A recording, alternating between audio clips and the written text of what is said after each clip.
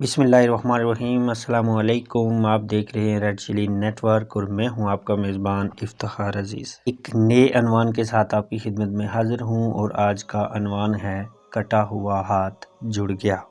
امام فخر الدین رازی رحمۃ اللہ علیہ فرماتے ہیں کہ حضرت علی رضی اللہ تعالی عنہ کا ایک حبشی غلام جو کہ آپ کا بہت ہی مخلص و محب تھا، شامت اعمال سے اس نے ایک مرتبہ چوری کر لی۔ لوگ اس کو پکڑ کر حضرت علی رضی اللہ تعالی عنہ کی خدمت میں لے آئے۔ آپ نے اس سے دریافت فرمایا کہ کیا تو نے چوری کی ہے؟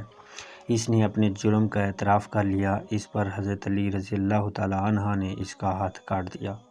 اس کے بعد وہ غلام وہاں سے نکلا اور اپنے گھر کو روانہ ہوا تو راستے میں اسے حضرت سلمان فارسی رضی اللہ تعالی عنہ اور ابن القوا ملے۔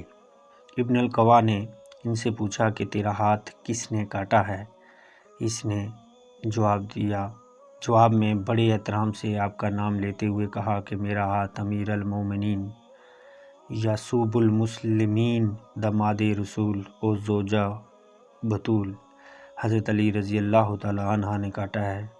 ابن القوا نے فرمایا کہ انہوں نے تیرا ہاتھ کاٹ دیا اور تو ان کی مدح کرتا ہے اور اس قدر عزت و احترام سے ان کا نام لیتا ہے۔ غلام نے جواب دیا، میں ان کی مدح کیوں نہ کروں، انہوں نے میرا ہاتھ حق کی وجہ سے کاٹا ہے اور مجھے یہ سزا دے کر جہنم کے عذاب سے بچا لیا ہے۔ حضرت سلمان فارسی رضی اللہ تعالیٰ عنہ ان دونوں کے مابین ہونے والی گفتگو سن رہے تھے۔ حضرت علی رضی اللہ تعالیٰ عنہ کے پاس پہنچے اور آپ سے اس گفتگو کا تذکرہ فرمایا۔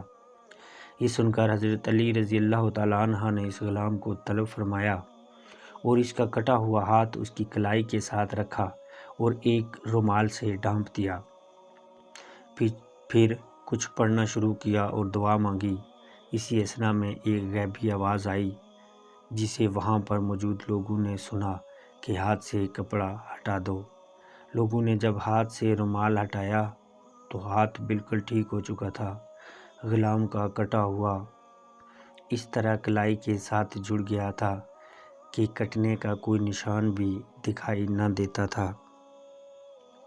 بلا شبہ یہ حضرت علی رضی اللہ تعالی عنہ کی کرامت اور پروردگار عالم کی رضا کی بدولت ہوا۔